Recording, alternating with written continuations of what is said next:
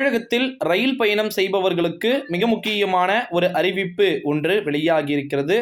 தினசரி ரயில் பயணம் செய்பவர்களா நீங்கள்? வீடியோவை முழுமைக்கும் பார்த்தீங்கன்னா, ஸ்கிப் பண்ணாம பார்க்குமாறு கேட்டுக்கொள்ளப்படுகிறது. குறிப்பா பார்த்தீங்கன்னா, ரயிலில் பயணம் செய்யக்கூடிய அனைத்து விதமான நண்பர்களுக்கும் இந்த வீடியோவை பார்த்தீங்கன்னா, ஷேர் பண்ணுங்க அப்படின்னே சொல்லலாம்.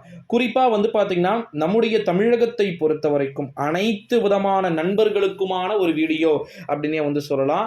பாஸ் எடுத்து ரயில் பயணம் செய்பவர்கள் இருக்கிறாங்க. அதுக்கப்புறமா பார்த்தீங்கன்னா, மந்த்லி பார்த்தீங்கன்னா, பயணம் செய்யக்கூடிய நபர்கள் பார்த்தீங்கன்னா இருக்கிறாங்க.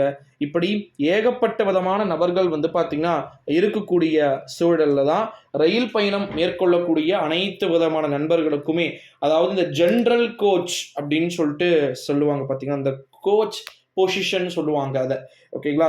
அதாவது கோச் பொசிஷன், எவ்வளோ கோச் இருக்கு, என்ன கதை அப்படின்னு சொல்லிட்டு எல்லாத்தையுமே ஒரு அழகா கிளியர் கட்டா நீட்டா பார்த்தீங்கன்னா சொல்லுவாங்க.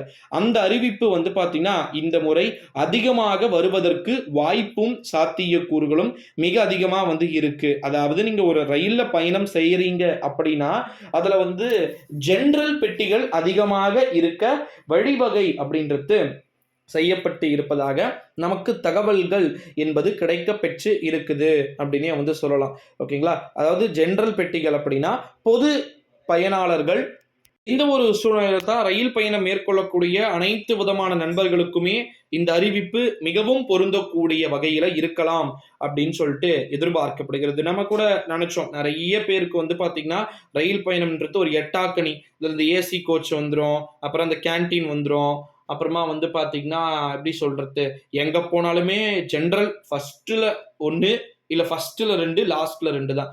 ட்ரெயினுக்கு நம்ம நடுவுல சிக்கிக்கணும், ஓடணும், குடு குடு குடு குடுன்னு ஓடணும். ஸோ ரொம்ப சிரமமான ஒரு வேலையாக பார்த்தீங்கன்னா இருந்ததை நாம் அனைவரும் பார்த்தீங்கன்னா அறிவோம். இந்த ஒரு சூழ்நிலையில தான் இப்ப இருக்கக்கூடிய கண்டிஷன் படி பார்த்தீங்கன்னா, தமிழ்நாட்டுல ரயில் பயணம் மேற்கொள்ளக்கூடிய அனைத்து விதமான நபர்களுக்குமே பார்த்தீங்கன்னா, நிச்சயம் மிகப்பெரிய ஒரு மாற்றம் அப்படின்றது கிடைக்கிறதுக்கு வாய்ப்பு இருக்கு அப்படின்னே சொல்லப்படுகிறது.